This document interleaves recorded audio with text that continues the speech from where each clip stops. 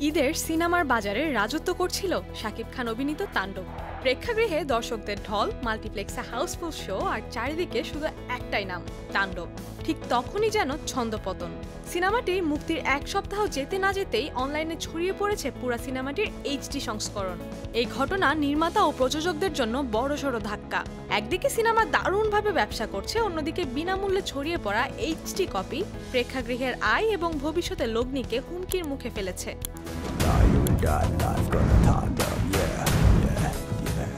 ধারণা করা হচ্ছে সিনেমাটি দেশের বাইরের কোনো স্ক্রিন থেকে লিক হয়েছে, কারণ সম্প্রতি তাণ্ডব আন্তর্জাতিক বাজারেও মুক্তি পেয়েছে।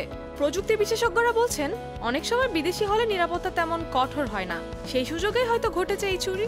শাকিব খান ও রায়হান রাফি জুটি মানেই ব্লকবাস্টার। এর আগে তারা তুফানে মাত করেছিলেন, এবার তাণ্ডবেও বাজিমাত।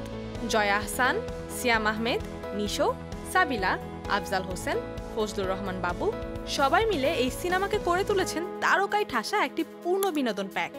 গল্প, অ্যাকশন, আবেগ সবই যেন দর্শকদের হৃদয় কাঁপানোর জন্য যথেষ্ট। পাইরেসি ইস্যুতে যোগাযোগ করা হলে পরিচালক রায়হান রাফি কোনো মন্তব্য করতে রাজি হননি। তবে দর্শক ও সিনেমা প্রেমীদের মধ্যে ক্ষোভ ছড়িয়ে পড়েছে। তাদের ভাষায়, যে সিনেমার জন্য আমরা টাকা দিয়ে টিকিট কাটছি, সেটা যদি কেউ ফ্রিতে দেখে তবে এই শিল্প বাঁচবে কিভাবে? চলচ্চিত্র সংশ্লিষ্ট অনেকেই বলছেন, এটি শিল্পের প্রতি চরম অন্যায়। পাইরেসি মানে প্রযোজকদের আর্থিক ক্ষতি, শিল্পের অবমূল্যায়ন এবং হাজারো টিম মেম্বারের শ্রমের অপমান। এখন সময় কঠোর ব্যবস্থা নেওয়ার।